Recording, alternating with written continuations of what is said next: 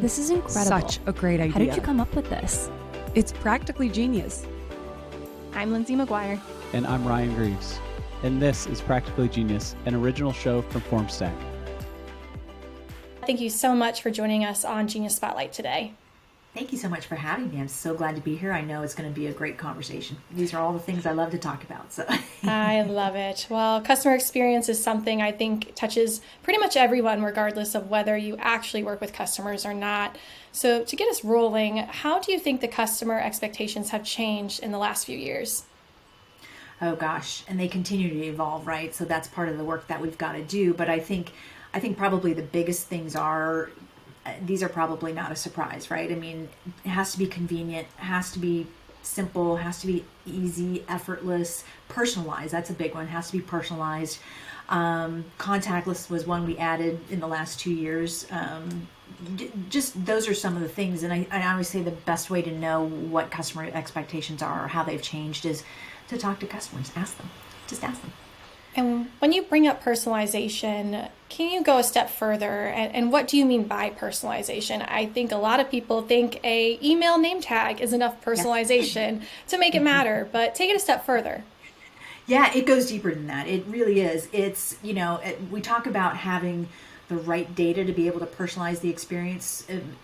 The right data is actually sort of contextually relevant. Where am I? You know where I am. You know I'm in the store, I'm on my app, or wherever I am, and you're going to make recommendations because I've bought before, or I've searched here, or I went there, and so you know where I am in the journey, and you can help me make it a great experience by personalizing it, making everything sort of contextually relevant to where I am in the journey. So if I'm researching a product that I want to buy, like I said, you know that I've been to your website, you know that I've called and asked questions, you know that I've downloaded documents, I've called customer service. And so you can take all of that and just make the experience that much more personalized, because you're not asking me about things, or you're not presenting me with things that I've already done or that I've already looked at. I like the idea of the context, and I think it's also important to think about the fact that you don't necessarily have to ask your customers for this data.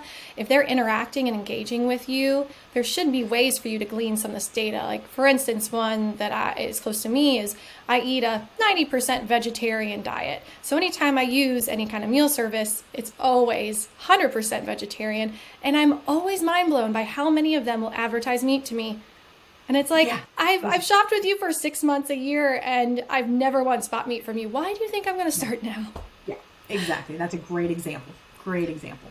But it's data that I never necessarily, they asked me about, or I had to tell them. It would have just been existing data. And so how else can companies think about the data that they have already without having to inconvenience a customer? Not saying that asking is an inconvenience, because sometimes you like to be asked.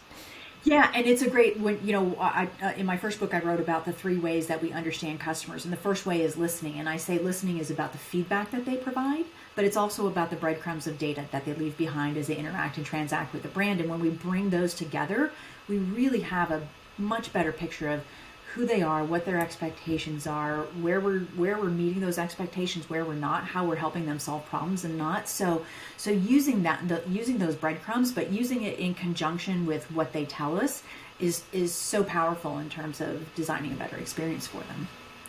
And what do you think some organizations get wrong when it comes to customer experience? Well, where shall we begin? Where do we begin? Yes. I think, it's interesting because I had a conversation with some folks this morning, and I think one of the things that kind of came out of that conversation was thinking that customer experience is just for certain businesses or certain types of businesses or certain industries or whatever. And I think the bottom line is if you have customers, you have a customer experience, whether it's intentionally or deliberately designed to be that way, or it happens on its own because you haven't done that. So I think that's a big problem, is that companies don't take the time to understand their customers. And if they do it wrong. And if they do, and they do it right or wrong, they don't do anything with it, right? It's such powerful information when our customers talk to us and share with us what they're doing and what they're feeling and what they're thinking. So I think that's one. I think another one is not thinking about the customer experience holistically, that it's really the foundation of it is your culture. I think a lot of companies think that we can do this in parts and pieces, and different departments do different things, and it really has to be a cohesive effort. Otherwise, it's not a cohesive experience for our customers. And then I think probably the other thing is that they don't, and there are a lot, we could talk about this for days, right? But I think the other big thing is not focusing on the employee experience and making that connection between the employees and how they drive the customer experience, right? If we don't have employees to, design, build, sell, deliver, service, whatever our products or our services, we've got nothing, right? And so we need to make sure that our employees are taken care of. And I think we have seen many examples of this over the last year with the Great Resignation, or whatever we're calling it these days, right? Where companies they either don't have enough people, so the experience is awful, or they have people and they're frustrated because the working conditions and the culture and the pay and all of these things are just frustrating them like crazy. And so the customer ends up suffering from that as well. And what are some small lifts an organization can do to maybe improve that customer experience and see it trickle back, or the employee experience, what are some things an organization can do to improve that employee experience that will eventually trickle down to that customer experience? Yeah, when I define employee experience, and when I think about what comprises employee experience, I always talk about the soft stuff and the hard stuff. The soft stuff is the things that we often think about when maybe we don't, but this is how I think about it. We have a career path and career plans. We have leadership that cares and is open and transparent and really cares about their people. There's coaching. There's a feedback loop. There's transparent communication. There's I know I'm valued and I know how I contribute to the business. I'm empowered. The employer takes care of my well-being and my wellness, all of those kinds of things I'd put sort of in that soft stuff bucket. And then the hard stuff is, I've got the tools and the training and the resources to do my job. The policies aren't outdated and the processes aren't broken. I have what I need to do my job and to serve my customers the way that they deserve to be served. And I don't just say that lightly. When I first start working with clients, I interview executives, customers, and employees, and those are words from employees. They tell me, we don't have the tools, the resources, to serve my customers the way that they deserve to be served. And the first time I heard that from an employee, I was like, wow, that's pretty powerful. Employees get it. They get it. And that's what we need to do, is just make sure that they've got what they need to do their jobs and to do them well. Yeah, empowering employees first, because if you can't do that, you really can't do anything else past that. Exactly. Another thing I have seen trip businesses up is getting stuck between doing what is best for the customer versus what is best for the business intention. So one example recently I had is my manager actually gifted me a delivery of cookies from a popular cookie place. Won't name who it was, and I got a text message about that. But the only way I can get my cookies is if I download their app. And I have kind of a little secret. My phone is maxed out in my memory, so I can't download another app. I know it's a personal problem, but to me, that seems like they are not offering me options to be able to have the experience I want as a customer. Because if I could go to just their online website to order, which I know you can from that link, I would have my cookies in 2 seconds because they're amazing. But where do organizations need to draw the line between doing something that might serve a business goal or be good for the business versus being better for the customer experience? Let's come back to that example in a second, but I'll answer your question. So if we think about the business, it's all about the customer, right? Without customers, we have no business. So we are in business because of and for our customers. And so we really have to make that connection between the customer and the customer experience and business outcomes. If we don't make that linkage, it really is, it doesn't make sense for anybody. But it feels like a no-brainer to me, but a lot of people still need to see that linkage. and to your example, that's a really interesting example of how digital has gone wrong, right? And how we need to make sure that that the customer is at the heart of digital. You mentioned building that culture that puts customers first. And what are some of the attributes or the foundational systems that you need to have in place to make sure that you are building building a foundation based on customers? And that's a good question. That takes us to my second book, Built to Win. And in that book, I have 10 foundational principles, but I'll throw out some of them. So, culture is the foundation. Leadership has to be committed and aligned. So committed to providing the resources that we need to get the work done, and committed to the success of this transformation, and then aligned across the board. Like, everybody has to be on the same page and wanting the same outcomes, because otherwise it's going to be painful for employees internally, and it's going to be painful for customers because there's no consistent experience across the organization. Employee experience drives customer experience. People before, and I always say people before products, people before profits, and people before metrics. So important. Obviously, we're talking about a people first type of a culture organization. Customer understanding is the cornerstone of customer centricity. Governance is really important because, again, we need the entire organization working together toward that common goal, toward designing and delivering a great experience for customers, and that only comes when we've got cross-functional teams working together to make that happen. We need outside-in thinking, not inside-out. So outside-in thinking and doing, so bringing that customer voice into everything that we do.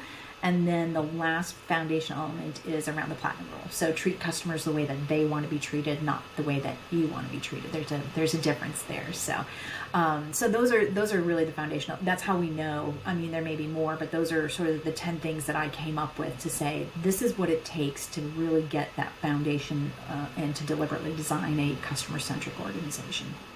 You've brought up a lot about understanding your customer, listening to your customer. How can organizations better connect with their customers? I think one place that a lot of people and organizations struggle with is actually being able to connect with their customers. What are some easy ways that people can get started with that? It's funny because everybody defaults right away to doing surveys, right? But you are in touch with your customers every day, whether you know it or not. Whether it's your website, it's your contact center, it's your salespeople, it's your frontline, it's the folks in the accounting office that are answering questions about the invoices or the bills or whatever. Those are all opportunities to talk to customers and to listen to them and hear from them and get feedback from them, and then the next thing is to find a sort of a centralized location to be able to capture those conversations. Focus groups, interviews, customer advisory boards, those are all ways that we can constantly be engaging with our talking to our customers. So there's more than just surveys. There's a lot of other opportunities and a lot of different ways that we can engage with them. On the website, we have chat bots there, but let's put some humans on the website and let's have them every once in a while talking with our customers, and just asking questions and doing it in a friendly and engaging way where it's not like, hey, I'm here to interview you or drill you, but I'm genuinely interested in how's it going today and what can we help you with and those kinds of things. And a lot can be learned by just talking to our customers. And it also sounds like there's a relationship building piece there too. Absolutely. Being able to build that trust, that authenticity, having a real conversation instead of, like you said, just a strict interview or a strict focus group or something. Yep, absolutely. Definitely. So at the beginning of our conversation, we kind of talked about how rapidly the customer experience has changed and evolved over the last few years. So how can organizations begin to iterate on their customer experience without kind of making a disjointed experience as they're adapting to the changes? Yeah, well, it really is about, and I beat this drum regularly, it really is about listening to customers and bringing them into everything that you do. And that's how we iterate, right? Because if we try to do it without them, then we take 2 steps forward and 3 steps back. Because then if we do it without them, we learn that we just design an experience that doesn't meet their needs or doesn't solve problems for them, right? And so we've got to do it with them. We've got to co-create. We've got to bring them in and have those conversations, really understand what is the ideal, what's painful today, but what's the ideal experience going forward. And that is absolutely an iterative process. Absolutely. I mean, there are times when it's a just a big shift, but for most companies, it is an iterative process, and that's where I would begin. And when going through this feedback from customers, and whether it's focus groups or surveys or whatever it might be, there's always sometimes a voice that might be stronger than others, might be a unique viewpoint.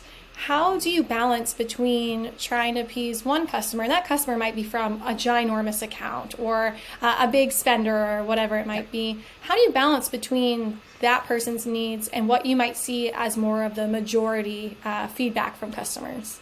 Yeah, and that's a great question. And you know what? Sometimes those outliers, sometimes those voices that aren't, the norm and saying what everybody else is saying, they might be that canary in the coal mine, right? They might be that, emerging trend, especially, if you're talking about, your big customers, they might already be that much more advanced than some of your other customers. So I would not discount them. I would absolutely listen to them. And I know we can't just design based on what one customer is doing, but you've got to take that into consideration and keep it on the edge, and know that that's probably an emerging trend or something that is coming up that we should get ready for. And I would actually dig into it. You know what? I would have deeper conversations, and I would take what you learned from that one and obviously set expectations with them.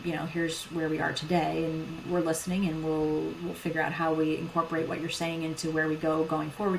But take that out to other customers as well and say, is this what you're hearing? Are you seeing this? How would this impact you? You've already talked about this overlap between the customer experience and the employee experience. Yeah. So can you dig a little bit more into how inefficiencies internally affect external customer experiences? Yeah, I think that's a great question. It's and here's the rub, right? Is when we do things wrong, or okay, maybe not wrong, inefficiently, it breaks the experience. So one of the things that we do is, when we're journey mapping, which is really the customer's steps, things that they're doing, thinking, and feeling as they're completing some interaction.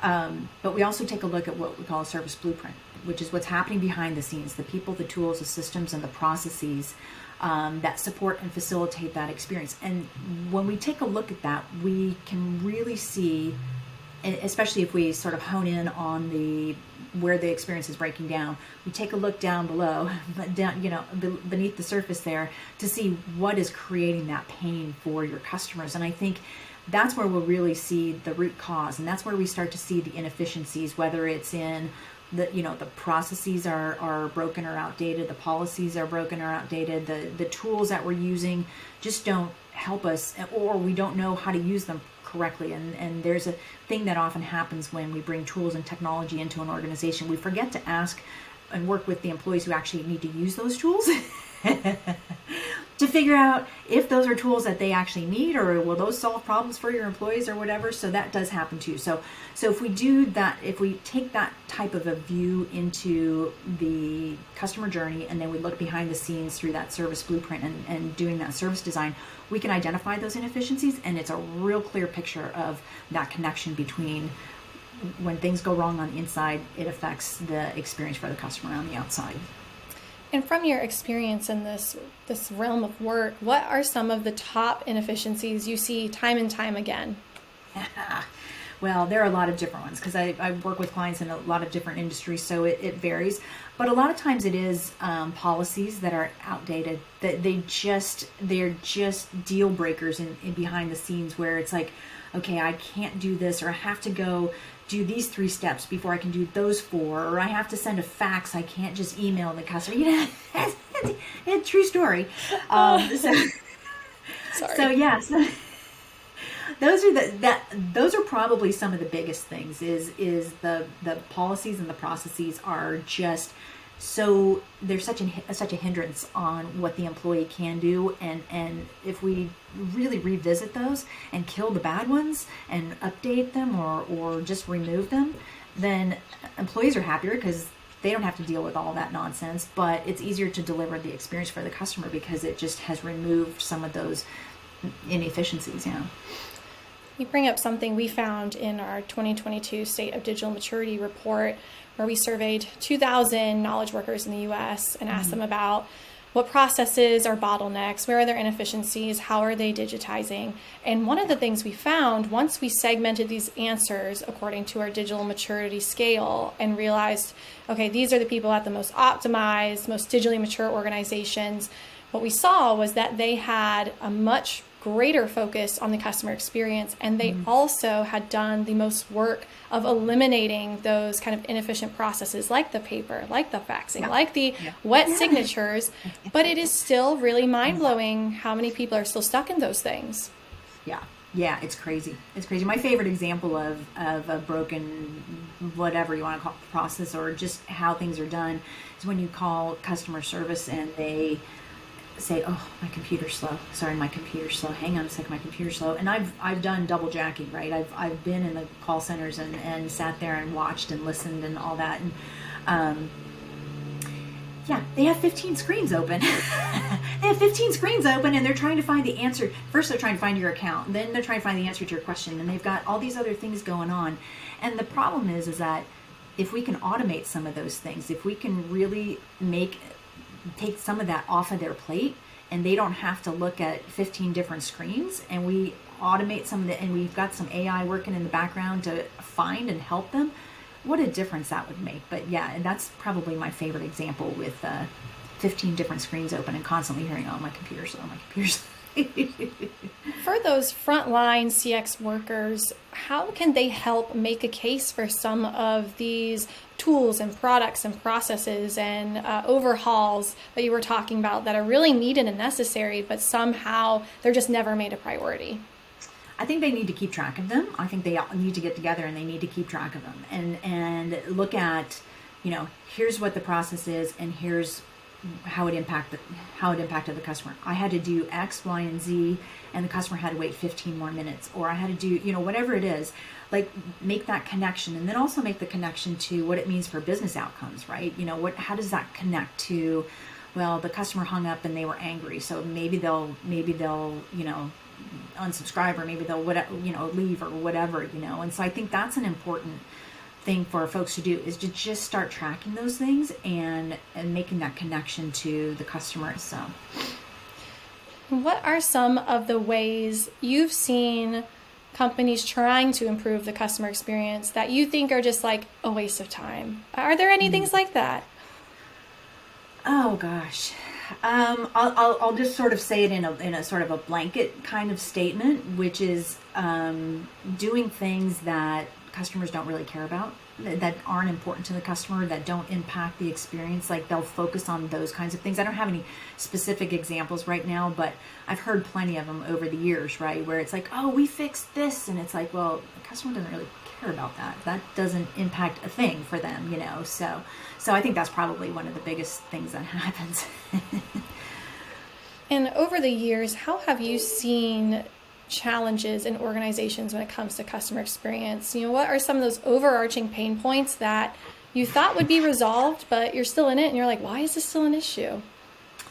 Oh gosh, probably one of the big ones is focusing on metrics rather than focusing on the customer, right? So we're going to move the needle, we're going to move NPS, we're going to move CSAT, we're going to, whatever, and not realizing that you can't just move the needle. It doesn't work that way, right? You have to do the work. When you do the work, the outcome is that the needle moves. So you have to take the time to actually improve the experience, and then the needle will move. So I think that's probably one of the big, and I've been in this world for 30 years, and I spent probably close to 20 years with voice of the customer vendors running their consulting services organizations, and I'm still baffled at why we see that today. Why they haven't moved away from that, So that's probably one of the bigger issues. So what is your take on NPS? Oh, we're going to go there. Oh, no, we're going to go there. Well, my take is that it's not my favorite metric. It's not one because what ends up happening is that people focus on the metric, and it was build as that right out of the gate. And not everybody has adapted to, okay, that's just a metric. That's not the only number that you need to know. There's a lot of other things that you need to know. And so they don't ask other questions or to get other details to really understand why someone would want to recommend. And I also don't think recommendation is necessarily the be all end all when it comes to loyalty. I would like to hear intent to recommend is not. I would like to know how many times have you referred. I would rather know how many times have you referred than how likely are you to refer us or recommend us. And I would, when it comes to loyalty, I'm more interested in how many times have they purchased and look at customer lifetime value and all of those kinds of things versus NPS. So that's my take on it. I like it. And Not a fan. I think, and I think too, there's this idea of positioning, right? Like, would you recommend us? I mean, there's no context there. There's no setup there. But if you were asked me, if a friend were to ask you for insert the industry or product or service, would you recommend us? That's a whole nother mindset right there. So whole different, yeah, absolutely. I think I agree. There are a lot of issues with NPS, and it goes back to your idea of looking at your customer holistically and looking at your data holistically. So what would you say are other important metrics to look at beyond the NPS score? Yeah. I would say customer satisfaction, customer effort. Like, those are things that tell me, first of all, they tell me whether the customer is happy or not. Because with likelihood to recommend, what if I just don't recommend? What if that's not a thing I do or can do or whatever, So, but customer effort score, customer satisfaction, both are like, okay, I'm either satisfied or I'm not. Tell me which one it is. The effort was high or it was low or wherever it was on the scale, right? So I like those two. I like anything that's really around, or, have we met your expectations, right? Those kinds of things where we're truly asking the customer what the experience was, right? And how well we performed against their expectations. So yeah, those are probably a couple of my favorites. Have we met your expectations is such a strong statement to ask, because then you're ensuring that you are aligning with their wants and needs, and there's an opportunity for them to share a little bit more there. Absolutely. I find human psychology fascinating, and one thing we see over and over again in CX is that the angry customer is the one who's going to talk to you, or the one who's going to leave a review, or they're going to be the ones who are like, yes, NPS 0, or whatever it might be, because there's that emotional reaction, there's that pent up things inside. But do you have any strategies to help encourage happy customers to talk up just as much? Yeah, and it's funny because I hear that every once in a while, and I think, years ago we had done research on that, and that wasn't even the case, and I don't know what it is today, but that was probably about 15 years ago. It's what we ended up finding out was that the unhappy ones were the ones who responded first, and then the happy ones, maybe it took a couple of days, right? And that's not my style either. I'll respond whether I'm happy or not if I respond. Because there's just so many surveys, but yeah, that's a whole other story. But here's the thing. I don't believe in incentives. I think that's that's gaming the system. We get people to respond who wouldn't respond. Not that we don't want to hear from those folks, but I think the biggest and the best incentive to get both the people that are happy and that aren't happy to respond is to do something with the feedback. Close that loop and let customers know, we heard you, here's what we did, here's what the new experience looks like.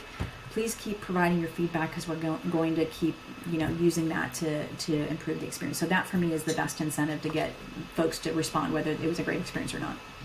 Action is greater than words, right there. Absolutely, always. And what have you seen keeping organizations from iterating and innovating around their customer experience? What are some of the common barriers, you'd say?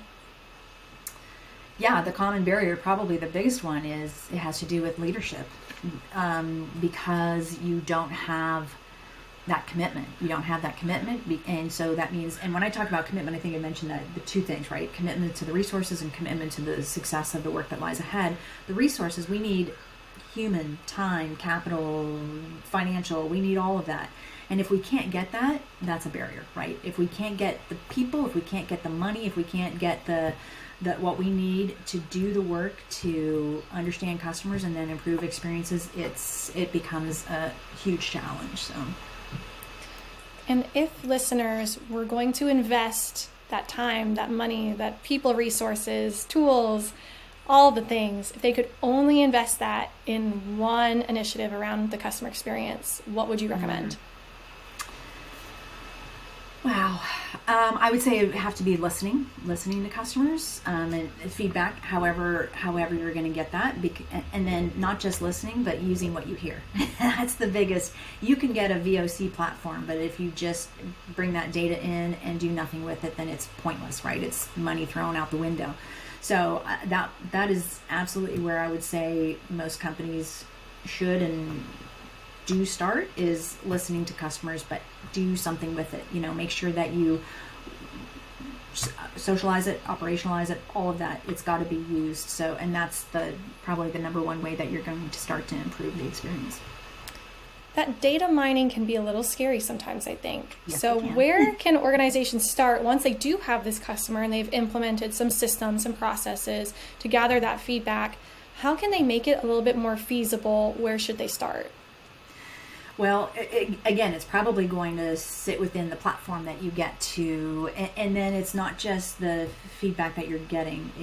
We talked about this before, that you've got to marry that with the breadcrumbs of data that customers leave behind, and so you do have to have a platform, and a lot of the voice of the customer platforms today have the ability to either integrate with your CRM system, or data travels both ways so that you can bring that data in. But you've got to have, first of all, the data's got to be somewhere that's accessible, and then you've got to bring all that data together to make sure that you can analyze it in a way that makes sense. So yeah, that's where I would start. This next question goes a little bit backwards on our idea of holistic expectations, holistic viewpoints of our customers. But if you had to say one metric that was most important to the success of customer experience, what would it be? The continuing to purchase, right? Continuing to buy same products, similar products, extension, but continuing to purchase from that brand. Absolutely. I think that tells me that we're doing something right, but we've also got to have the feedback behind that, because I may be continuing to buy, but I might be frustrated with something. So it can't just be about the one metric. It has to be about all the other information and data that we have around that, so I can really have a full picture of why the customer is the customer. There's the apostle model, right? The apostle model that HBR had created years ago. Am I a hostage? Am I loyal because I have corporate directive and this is all I can buy? Or am I, price sensitive? Am I, why am I continuing to purchase, right? And so I think that's the big thing. Is that's great that you've got a metric, but you really have to know the why. And one thing too, I've noticed a lot is companies get so focused on net new, and they forget the importance of that expansion play like you're talking about. And there's also the statistic about it's 2 or 3 times more costly to acquire a new customer than retain one. Yeah.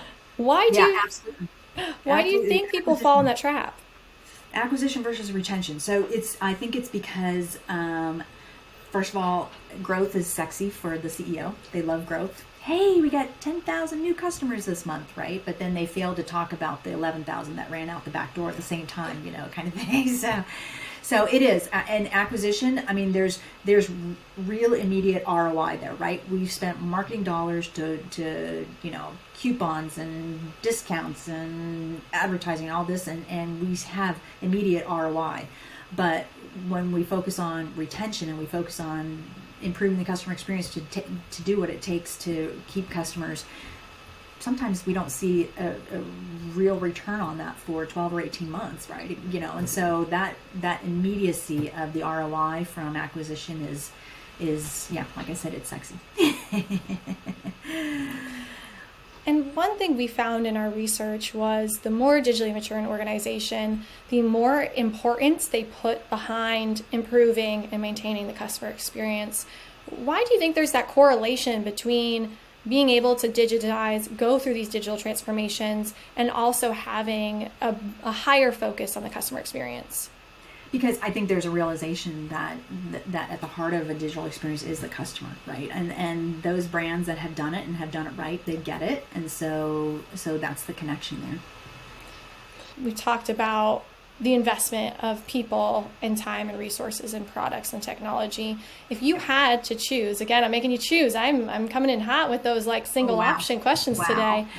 If you had to choose one of those to start with in your organization, what would it be? People. Don't even have to think about that one. It'd be people. And when you say people, can you expand on that? What about those people are you investing in? How are you investing in those people? Making sure we hire the right people.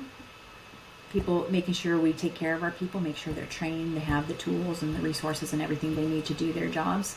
And not forgetting that in the entire experience ecosystem, we have customers, but we also have vendors. We've got franchisees and we've got licensees, and it is about the people ultimately, and it's about putting the people first. So, even if we talked about processes and putting processes and technology first, I mean, we'd have to talk about the people, because the people are the ones who are going to use those processes. So let's take the time to bring the right people on board and then put them first, and then from there, design the processes, pick the technology that makes their jobs easier and helps them solve problems and meets their needs and those kinds of things. So we always have to put the people first. I love that. And it's been kind of a common theme this season, regardless of the topic, is that the people become before the process. I think that's a really, really strong statement. And the more that we shift not only into this digital world, but also this kind of remote first world, I think it's going to become more and more and more important to put those people at the forefront of whatever department, whatever type of organization you run. Yep, absolutely. Absolutely. We'll get into a final question here, Annette. Okay. And so, as you know, our show is called Practically Genius. And the reason behind this is we believe that genius ideas are found all throughout organizations, and anyone of any level, any department can be practically genius. So what do you think is the fuel behind the people who are bringing these kind of practically genius ideas to the forefront? What makes someone practically genius? I would say that we have to do with wanting to make an impact and leaving a legacy. I mean, I think that's my top of mind answer. I love that. And then I guess I'll add one more because I'm feeling feisty today. But if you take that question through the lens of creating a customer-first environment, what do you think fuels those leaders who really do say we are a customer-first organization? I honestly think it's the same thing. I think it's leaving a legacy. I've seen that. I've read it. I've heard it from others, is that I want to leave this legacy that I built this business that put people first. And that's what I want to be known for, right? So I think it still is same answer. I think it's still purpose and making an impact and leaving a legacy. Well, that's a great note to leave this episode on. Thank you so much, Annette, for joining us today on Practically Genius. Thanks for having me.